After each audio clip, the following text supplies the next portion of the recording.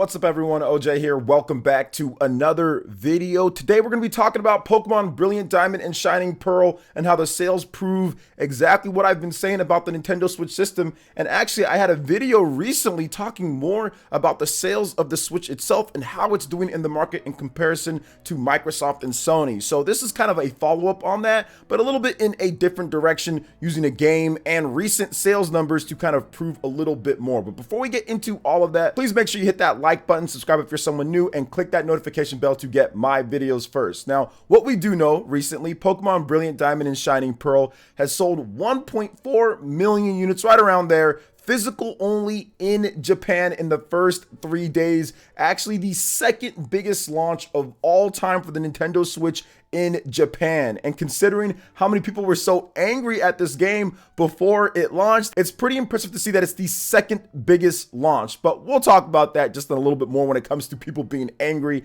and what's going on there. Now, this boosted Nintendo Switch system sales up to about 170,000 units as Nintendo scrambles with the chip shortage to get more systems to Japan for the big launch, considering how many pre-orders there were for this. So I do want to talk about a little bit more about the stigma that's online and kind of putting it together with what's actually happening. And what I've been saying about the Nintendo Switch system this whole time is that, yes, while power can be something, obviously certain games aren't coming over, people are upset about that, they feel that there needs to be something that's done or whatever the case is. I've been stating for a very long time that most people, when it comes to gaming, do not care about having this many teraflops and gigaflops and all this type of things. All that matters is the system and the content that you get, the functionality of the system, what the main hook and gimmick is, and also what games you can get. Like, do people want to play the games that are out there? They will deal with all the other annoyances or little things, or might not even care about it, as long as they get games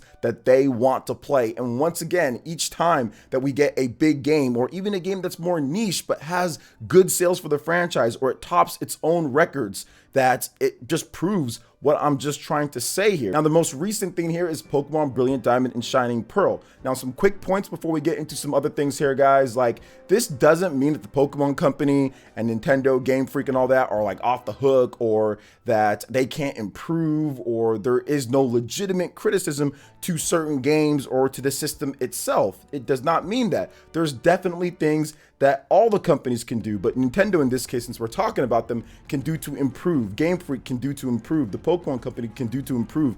Everybody can improve when it comes to various different things. I'm just kind of explaining what is going on so people can kind of get a little bit out of their hardcore gamer bubble that we see on YouTube or that we see on Twitter, social media, and kind of look at it from more of a broad scope while still keeping their own opinions and perspectives, but understanding a bit more. Now, let's talk about this, because what the Pokemon Company, Game Freak, has been able to do with Pokemon Brilliant Diamond and Shining Pearl has been able to expand outside of what you've been able to see normally, because it shows that there's a growing number of people that are buying the Nintendo Switch. And honestly, people talk about it being a secondary system, but the data kind of shows more that it's not a secondary system, that it's going to be many people's number one system. There's too many games being sold, there's too many systems being sold in comparison to what else is out there, and the market share in many places, Japan to be exact, to say, wait a minute, this is secondary for everybody. Well, there's not enough other main systems to kind of counteract that, unless you want to include mobile or something like that. So the data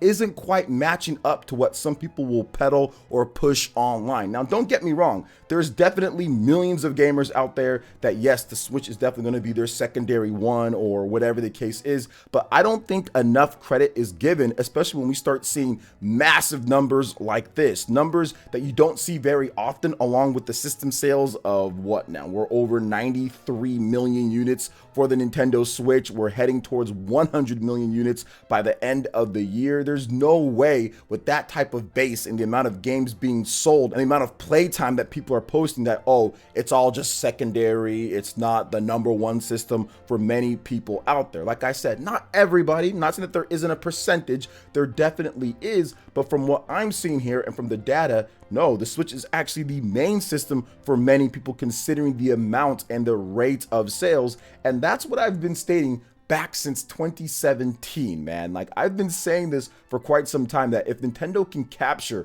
that portable base, that home console base, and if they can create the content, Pokemon being one of the key pieces that come out on the system and get more people to get into it, they can really do some damage in this video game industry, this market, especially in Japan, because Pokemon was one of the main reasons why the Wii U system didn't sell. In my opinion, at least, you have this IP, this global big brand launching IP, right? That's so popular and so many people love it, and so many people will play systems or buy systems for that, right? They'll buy the portable systems for that, and to not have a mainline Pokemon game on one of your devices is a big blow to that device. Just plain and simple, it's a big blow to that device. So the fact that the Wii U didn't get a mainline Pokemon game, heck, even the Wii didn't get a mainline Pokemon game, it's going to hurt sales. Even though the Wii sold 100 million units, it's still going to hurt sales if you don't get that from Game Freak, right? To where you can say, okay, this is the next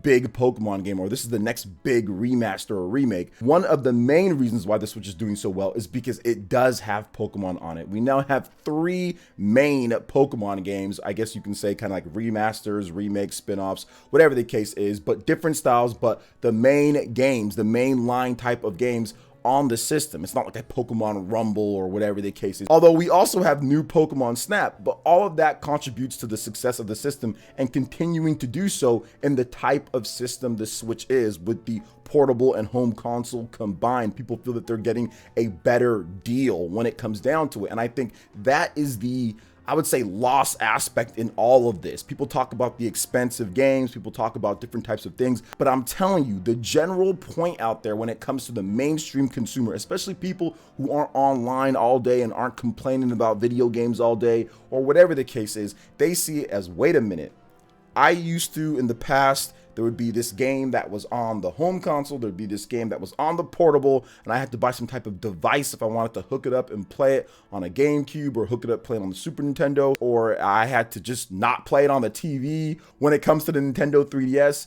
And now I can buy that one game and I can play it anywhere that I want, and it has the best graphics that I've seen for that series, at least, and it's on the most functional system when it comes to usability, because I can take it anywhere that I want. Wait a minute, sign me up for that. It is worth it. And that's why you see some people say, well, I can't believe people buy Nintendo games for this price, or they stay this. And it's like, well, yeah, because people feel that it's worth it. If people didn't feel that it was worth it, then they wouldn't buy it. And that's the functionality of the Switch. That's what I've been saying since like day one, that yeah, like I get the prices and people are upset. Doesn't mean it can't get better. But at the same time, man, it used to be very different, to where you actually had to buy separate hardware to hook it up and play it on your TV, or you had to do really weird things like buy 2 games, right? Look at Super Smash Brothers for Wii U and Nintendo 3DS. Like, yeah, it's 2 separate games. It's the same game, but it's also 2 separate games. And if you want to play it on the go, you got to buy a different one. You can't play that 3DS game on the TV. You got to buy the Wii U one. So that was annoying. So yeah, Super Smash Brothers Ultimate comes out and you get one version of the game. You can play it portable and you can play it home console. You're going to have millions of people saying, sign me up for that. That is good functionality. It's essentially like getting 2 games all built into one, because Nintendo had a lot of issues with that, even with third-party developers who tried to make a cross-play, or tried to make more like one game that's on both systems. Then you can like buy one version, then you get both of them. There was like barely anything out there, despite there being a few games that were on both systems. Or heck, even like Minecraft, for example, right? That game, there was a new Nintendo 3DS version of Minecraft, but that version isn't the same as the Nintendo Switch version, right? You can't just have both of them. It's 2 separate ones. Whereas Switch, you get the home console version, you get the portable version, there you go, right? So to me, it all makes sense in terms of how Nintendo is doing this, and why Pokemon Brilliant Diamond and Shining Pearl is kind of proving more of what I've been saying. But also, I do want to say, like, when it comes to like the future and what the Pokemon company is going to do, I think it's going to be very interesting to see how Pokemon Legends Arceus compares to what's going on with Pokemon Brilliant Diamond and Shining Pearl. Like, honestly, will this game do more? Will it do a little bit less? How's it going to do? Because it's coming out very soon here. January, it's going to be here by the end of January, and there is potential there is a possibility that it could even do better in its debut. Now, it's going to be tougher because it's not during the holiday season. Obviously, a lot of parents buying stuff for their kids, family, whatever the case is. So people just don't spend as much when it comes to gaming in January. I mean, they do a bit. You have the gift cards and stuff like that, but it's going to be interesting to see exactly how it compares. I do think that Pokemon Legends Arceus could have longer legs than Pokemon Brilliant Diamond and Shining Pearl when it comes to sales, but we're gonna have to wait and see. But I feel that Pokemon Legends Arceus is the game that can kind of prove like, okay, yes, maybe the graphics aren't as great, but they're still better than what we've seen with Pokemon Sword and Shield and the previous Pokemon games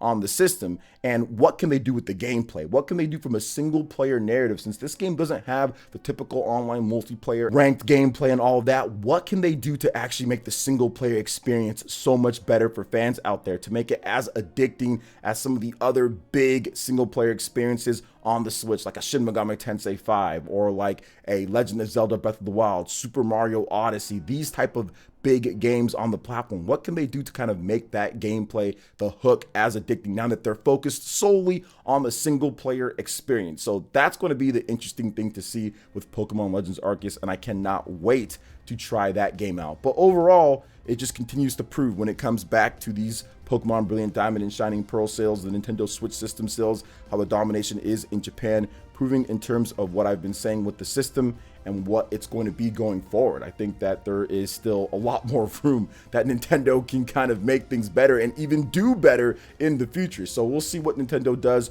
transitioning into the second half of the Nintendo Switch life, in addition to what they do going into the next gen and how they position their games heading into it and what they do with the system, because I think that they have a huge opportunity to even just keep this thing just moving smoothly and right into the next gen if they play their cards right. So what are your thoughts when it comes to Pokemon Brilliant Diamond and Shining Pearl? What are your thoughts in terms of what I had to say here with Pokemon Legends Arceus and the system sales itself? Let me know in the comment section below. All right, guys, that wraps it up for this video here. Thank you so much for watching. I do appreciate it. Please make sure you hit that like button, subscribe if you're someone new, click that notification bell, and we will see you for the next video. Peace.